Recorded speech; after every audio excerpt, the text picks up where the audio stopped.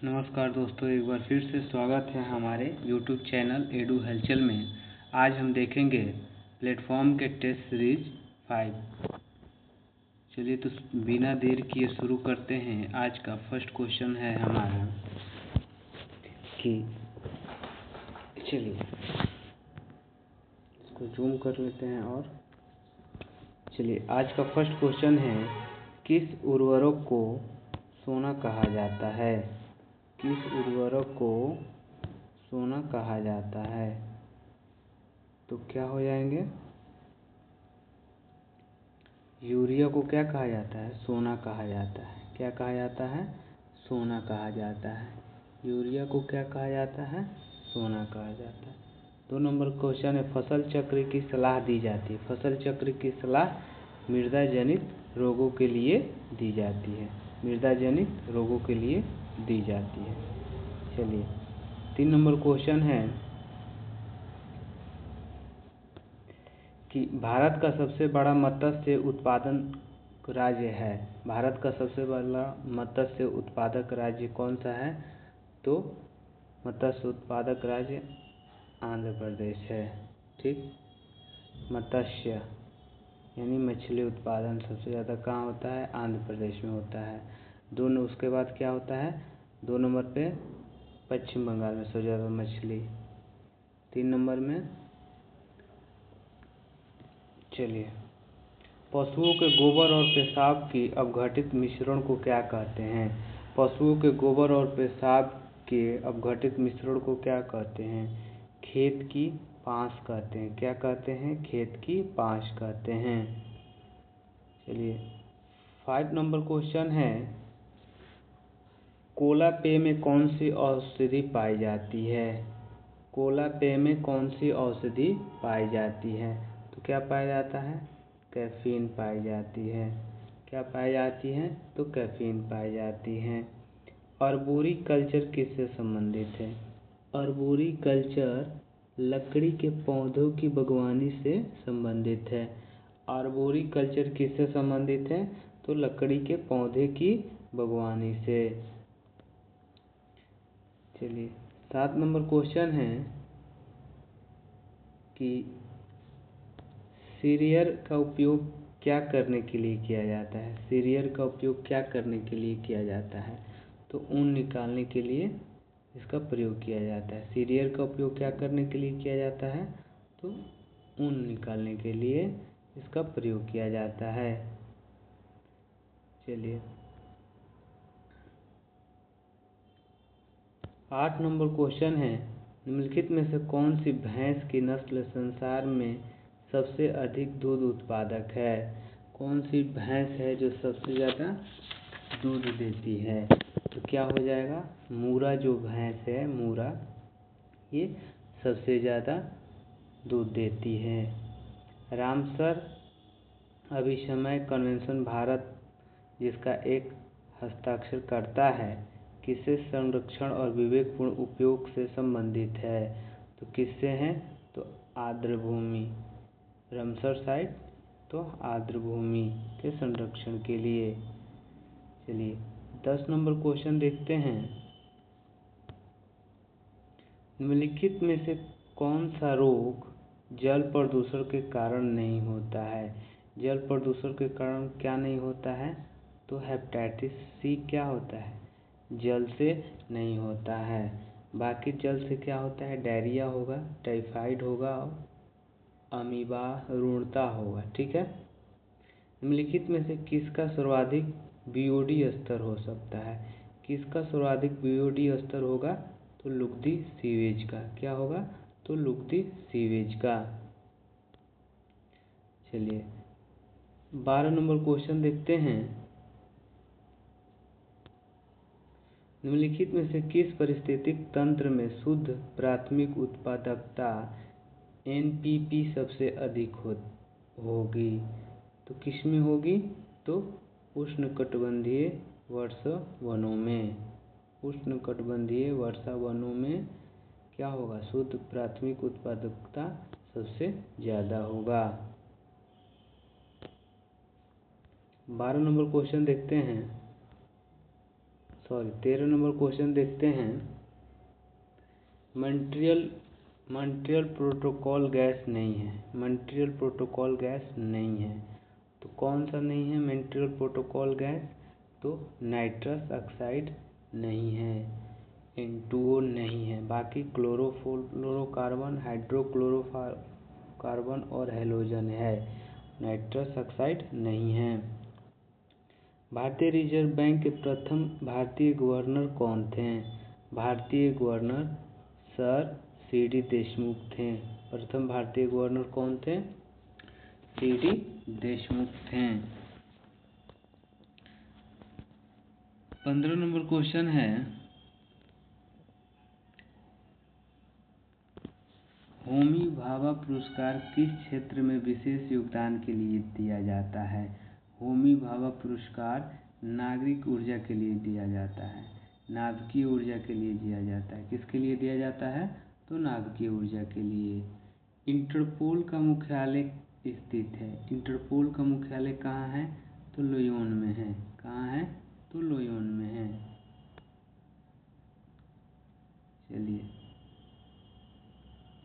17 number question देखते हैं। निम्नलिखित में से कौन सा एक संयुक्त राष्ट्र का सहस्त्राब्दी विकास MD लक्ष्य नहीं है? MD लक्ष्य संयुक्त राष्ट्र का कौन सा नहीं है? तो कौन सा नहीं है? तो जन्म दर एवं मृत्यु दर को कम करना। जन्म दर एवं मृत्यु दर को कम करना ये संयुक्त राष्ट्र का विषय नहीं है। चलिए 18 नंबर क्वेश्चन देखते हैं। मिलान करना है, तो फेरा क्या हो जाएगा? फॉरेन एक्सचेंज रेगुलेशन एक्ट में जाएगा। फीमा किस में जाएगा? फॉरेन एक्सचेंज मैनेजमेंट एक्ट में। ठीक। AFSP किस में जाएगा?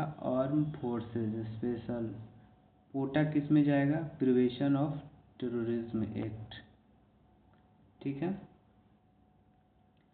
चलिए 19 नंबर देखते हैं। मधुबनी जिला क्या है? मधुबनी जिला क्या है? तो मधुबनी बिहार में प्रचलित एक क्या है? मधुबनी कला क्या है? मधुबनी कला क्या है? तो बिहार में एक लोक कला है। एशियाई खेलों का आरंभ कब हुआ था? एशियाई खेलों का आरंभ 1951 में हुआ था। चलिए देखते हैं। सिंधु घाटी सभ्यता के विकास की अवस्था में निम्नलिखित में स्थलों में घरों में कुआं के अवशेष मिलते हैं। सिंधु घाटी का वो कौन सा क्षेत्र है या नाम जगह है जहाँ कुआं मिला था? तो कौन सा है? तो मोहनजोदड़ो में क्या मिला था? कुआं मिला था। आंसर क्या हो जाएगा? D। 22 नंबर क्वेश्चन देखते हैं। प्रसिद्ध वैदिक उक्त युद्ध का आरंभ मनुष्य के मस्तिष्क में है, किस ग्रंथ से उल्लिखित है? युद्ध का आरंभ मनुष्य के मस्तिष्क में है, तो किस में है? तो अर्थवेद में इस बात की चर्चा की गई है।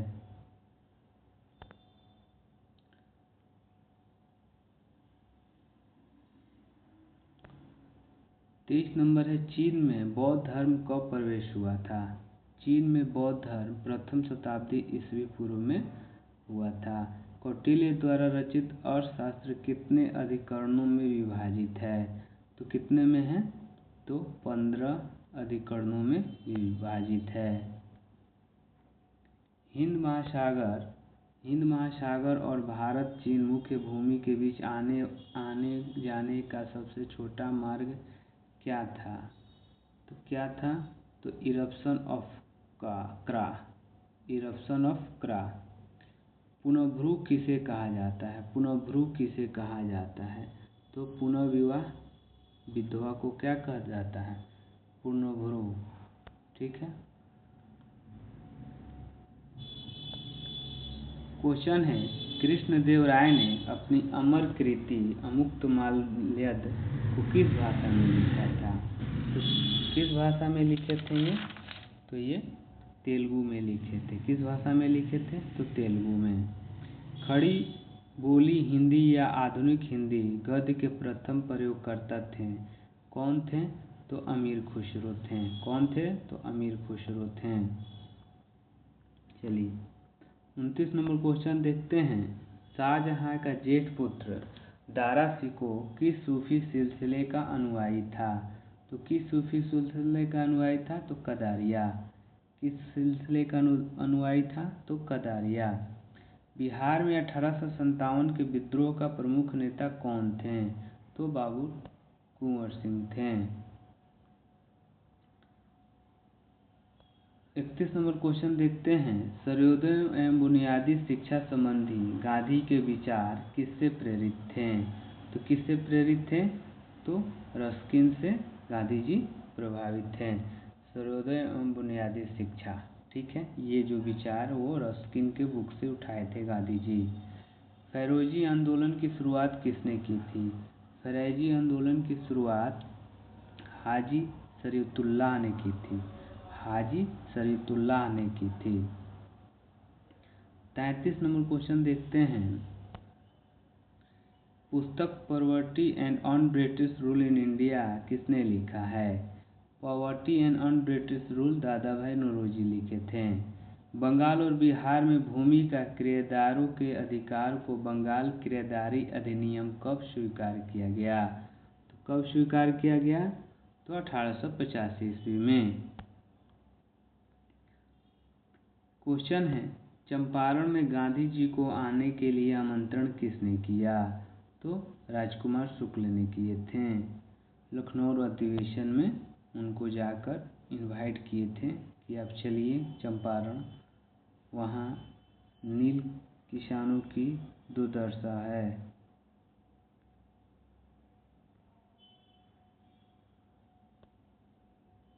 1929 के कांग्रेस अधिवेशन में पूर्ण स्वराज का पताका किसने उठाया? किसने उठाया? तो पंडित जवाहरलाल नेहरू ने। तो क्या हो जाएगा? बी। विश्व के इतिहास में पहली परमाणु आपदा जापान के हिरोशिमा पर कब गिरी थी? तो जापान में पहला परमाणु बम 6 अगस्त को गिरा था, ठीक है, जिसका क्या नाम था? पहला परमाणु बम का नाम था हिरोशिमा पे लिटिल बॉय, और जो 9 अगस्त को गिरा था उसको फैटमैन नाम दिया था, नागासाकी में। 18वीं शताब्दी में किस देश ने जर्मनी पर शासन किया? 18वीं शताब्दी में किस देश ने जर्मनी पर शासन किया? तो ऑस्ट्रिया ने शासन किया था। राज्य पृथ्वी पर ईश्वर का अवतार है, ये किसका कथन है? किसका कथन है? तो हेगेल का है। क्या है? हेगेल का है। राज्य पृथ्वी पर ईश्वर का अवतार है, ये किसने कहा था? हेगेल। चलिए 40 नंबर क्वेश्चन है। प्यूनिक युद्ध 147 से 146 बीसी में किसके मध्य लड़ा गया था? तो रोम और कार्थेज के मध्य। प्रथम विश्व युद्ध का मुख्य कारण क्या था? प्रथम विश्व युद्ध का मुख्य कारण था गुप्त संधियां। क्या था? गुप्त संधियां।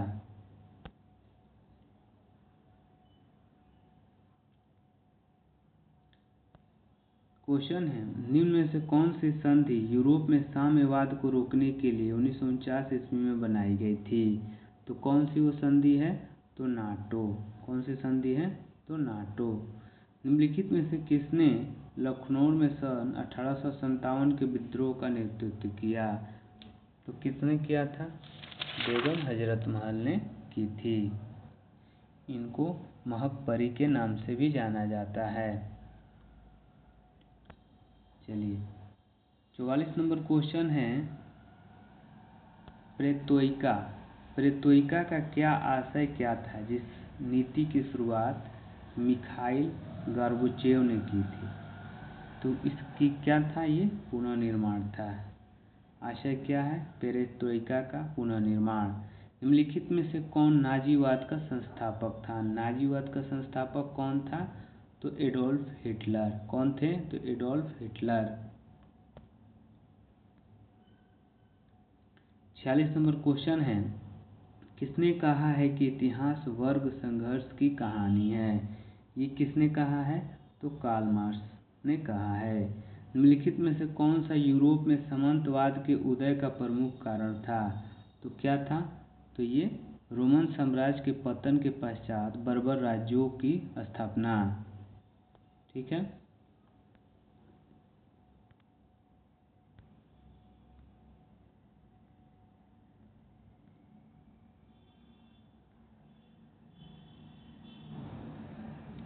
अड़तालीस नंबर क्वेश्चन देखते हैं।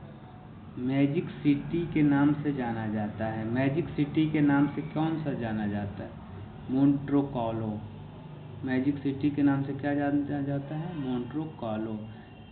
किस भारत पाकिस्तान संघर्ष के परिणाम स्वरूप बांग्लादेश स्थापित हुआ था? बांग्लादेश कब अस्तित्व में आया था? तो दिसंबर 1971 में। दिसंबर 1971 में। फरक्का समझौता क्वेश्चन है। फरक्का समझौता का संबंध है। फरक्का समझौता क्या है? तो ये गंगा नदी पे है।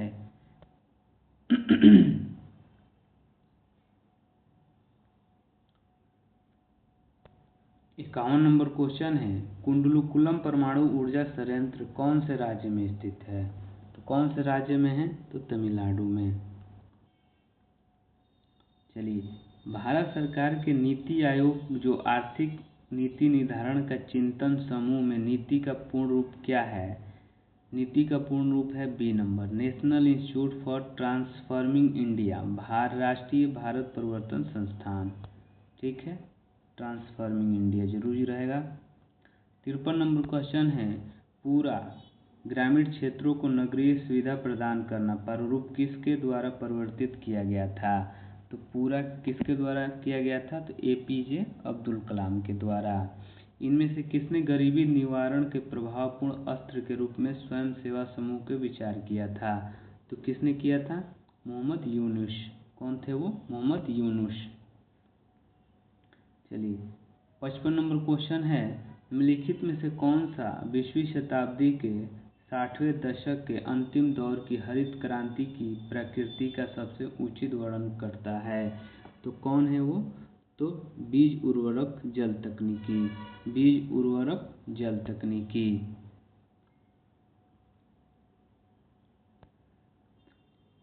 56 नंबर क्वेश्चन है। छठी पंचवर्षीय योजना के दौरान निम्नलिखित में से कौन सा कार्यक्रम शुरू किया गया था? तो कौन सा कार्यक्रम शुरू किया गया था? तो एकीकृत ग्रामीण विकास। एकीकृत ग्रामीण विकास। ठीक है। अंत्योदय कार्यक्रम सर्वप्रथम किस राज्य में शुरू किया गया था? तो ये राजस्थान में शुरू किया गया था। वह प्रथा जिसके तहत किसान स्वयं भूमि का मालिक होता है और सरकार को भू राजस्व के भुगतान के लिए जिम्मेवार माना जाता है, तो वो कौन सी व्यवस्था है? तो वो है रैयतवाड़ी प्रथा।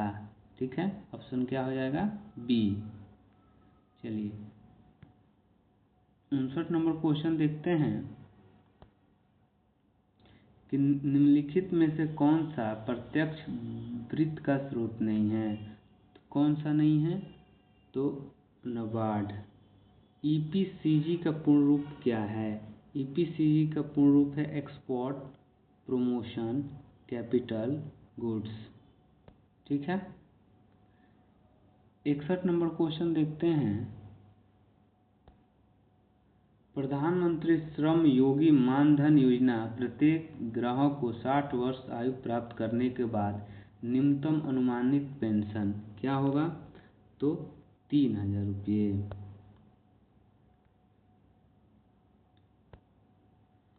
भारत में न्यूनतम समर्थन मूल्य का निर्धारण कौन करता है? तो कौन करता है भारत में न्यूनतम समर्थन मूल्य का निर्धारण? तो लागत कृषि एवं मूल्य आयोग। लागत कृषि एवं मूल्य आयोग। हिंदू वृद्धि दर किससे संबंधित है? हिंदू वृद्धि दर GDP से संबंधित है। चलिए, नीति आयोग के स्वास्थ्य सूचकांक 2019 के अनुसार बिहार राज्य का स्कोर कितना है? बिहार राज्य का स्कोर है 32.11। ठीक है। भारत में औद्योगिक क्षेत्र की उपलब्धि को मापने के लिए निम्न में से कौन सी संस्था औद्योगिक उत्पादन के सूचकांक को जारी करती है NOS के देखरेख में। तो कौन है वो, कौन सी संस्था है? तो वो है केंद्रीय सांख्यिकी कार्यालय CSO। निम्नलिखित में से किसका निर्माण पंचायती राज व्यवस्था के तहत हुआ? किसका निर्माण हुआ था? तो ग्राम पंचायत का। पंचायती राज व्यवस्था के तहत ग्राम पंचायत का निर्माण हुआ। नागरिकता संशोधन कानून कब पारित हुआ? नागरिकता संशोधन कानून 11 दिसंबर 2019 को हुआ था। कब हुआ था? 11 दिसंबर 2019 को हुआ था। याद रखना है 11 दिसंबर। 73वें संविधान संशोधन कानून की वैधानिक शुरुआत किस संविधान संशोधन बिल से हुई? तो किससे हुई? तो 64वां संविधान संशोधन से। ठीक है।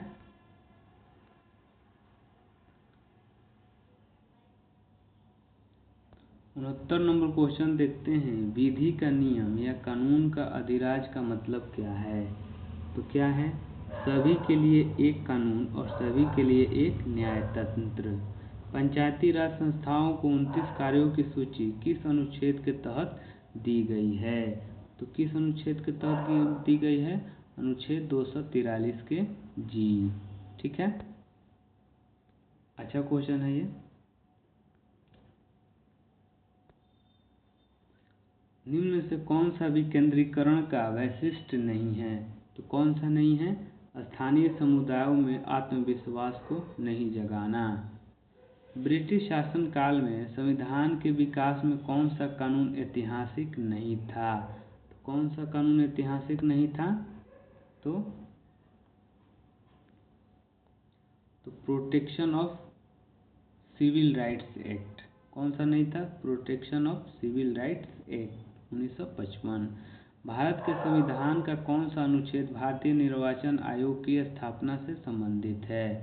कौन सा अनुच्छेद के तहत निर्वाचन आयोग की स्थापना होती है? तो अनुच्छेद 324। किससे संबंधित है? तो निर्वाचन आयोग से। अनुच्छेद 324 किससे संबंधित है? तो निर्वाचन आयोग से। 74 नंबर क्वेश्चन है। भारत की संचित निधि से भुगतान किसके अनुमोदन के द्वारा किया जा सकता है? तो किसके द्वारा? भारतीय संसद द्वारा। राज्यसभा में निम्न राज्यों की सीटों का उचित अवरोही क्रम में हमें बताना है। तो राज्यसभा में सबसे ज़्यादा उत्तर प्रदेश का सीट है। उत्तर प्रदेश का सीट है। उसके बाद महाराष्ट्र का। उत्तर प्रदेश में कितनी सीट है? उत्तर प्रदेश में 31 है, महाराष्ट्र में 19 है, तमिलनाडु में 18 है और बिहार में 16 है और पश्चिम बंगाल में भी 16 है। यानी कि सबसे ज़्यादा उत्तर प्रदेश में 31 राज्यसभा की सीटें हैं। बिहार में कितना है? तो 16 है। याद रखेंगे। भारतीय संविधान में संशोधन किसके द्वारा प्रारंभ किया जा सकता है? किसके द्वारा? तो लोकसभा और राज्यसभा के द्वारा किया जा सकता है। तो क्या होगा? केवल 1 और 2। 77 नंबर क्वेश्चन है। भारत में संविधान में कैबिनेट शब्द का प्रयोग केवल एक जगह किया गया है। तो किस अनुच्छेद में किया गया है कैबिनेट का यूज? तो अनुच्छेद 352 में कैबिनेट शब्द का सिर्फ एक बार जिक्र हुआ है। आगे बढ़ते हैं।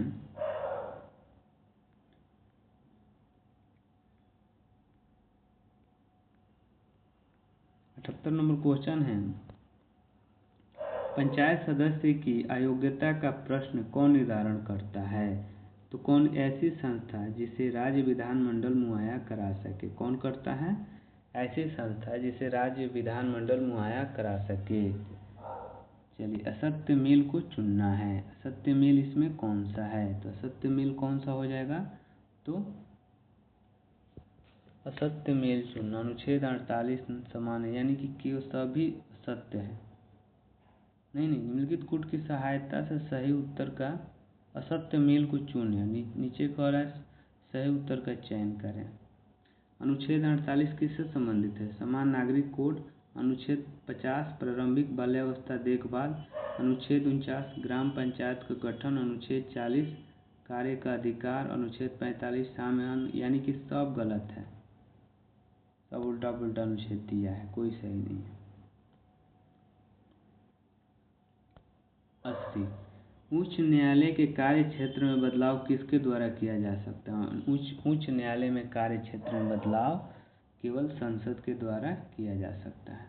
राष्ट्रपति को उसके कार्यकाल की समाप्ति से पूर्व किसके सुझाव पर हटाया जा सकता है?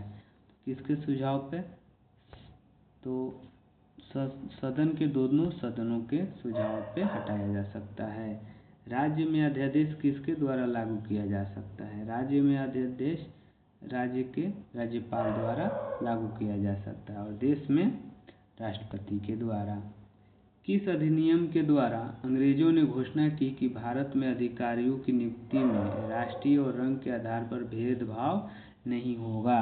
तो ये 1833 चार्टर अधिनियम में ये घोषणा की गई है कि नौकरी में रंग रूप का भेदभाव नहीं होगा। महाद्वीपीय बहाव का सिद्धांत किसके द्वारा विकसित किया गया था? महाद्वीपीय सिद्धांत का तो ये कौन है? ए वेगनर के द्वारा। सुंडा ट्रेंच किस देश के समांतर स्थित है? सुंडा ट्रेंच किस देश के समांतर स्थित है? तो ये सुमात्रा देश के क्या है? समांतर स्थित है सुंडा। एक प्रभावी कोरियोलिस बल किस कारण होता है? तो किस कारण होता है? पृथ्वी के घूर्णन गति के कारण कौन सा बल उत्पन्न होता है? कोरियोलिस बल उत्पन्न होता है। ठीक है, आगे देखते हैं। निम्नलिखित में से किस देश के मृत सागर के साथ भूमि नहीं है? किस देश के साथ मृत सागर की भूमि नहीं है? तो लेबनान के साथ क्या है? मृत सागर की भूमि नहीं है, यानी कि जॉर्डन, फिलीपींस और इजराइल के साथ जो मृत सागर है उसकी भूमि या उसकी उन देशों की सीमा टच करती है। निम्नलिखित की तुलना के आधार पर हिमालय नदी की प्रायद्वीपीय नदी से तुलना करें। तो क्या हो जाएगा? अधिकांश हिमालय नदियाँ बारहमासी होती है, जबकि अधिकांश प्रायद्वीपीय नदियाँ वर्षा पर निर्भर करती है। हिमालय नदी की ढाल प्रायद्वीपीय नदी की तुलना में अधिक खड़ा है, यानी कि 1 और 2 सही हो जाएगा। 89 नंबर क्वेश्चन है, निम्नलिखित में से किस ग्रह का घनत्व सबसे कम है? किस ग्रह का घनत्व कम है? तो शनि ग्रह का घनत्व सबसे कम है। 90 नंबर है, कौन सा कथन एस्कर और ड्रेमिल के संबंध में है? कौन सा कथन है? तो 1, 2 और 4। तो एस्कर कूट बोर्डेड बजरी और रेत की लकीरें हैं। ड्रमलिन ज़्यादातर बोल्डर और मिट्टी के बने होते हैं। और 4 देखते हैं, जब एस्कर ग्लेशियर की धाराओं द्वारा निर्मित होते हैं तो ड्रमलिन ग्लेशियर की क्रिया से उत्पन्न होते हैं, यानी कि 3 छोड़ के बाकी तीनों सही है। अंडे की टोकरी स्थलकृत एस्कर युक्त इलाकों की विशेषता है, यही गलत है। 91 नंबर क्वेश्चन देखते हैं, निम्नलिखित में से कौन सी नदियाँ हैं? तो निम्नलिखित में से कौन सी नदियाँ हैं?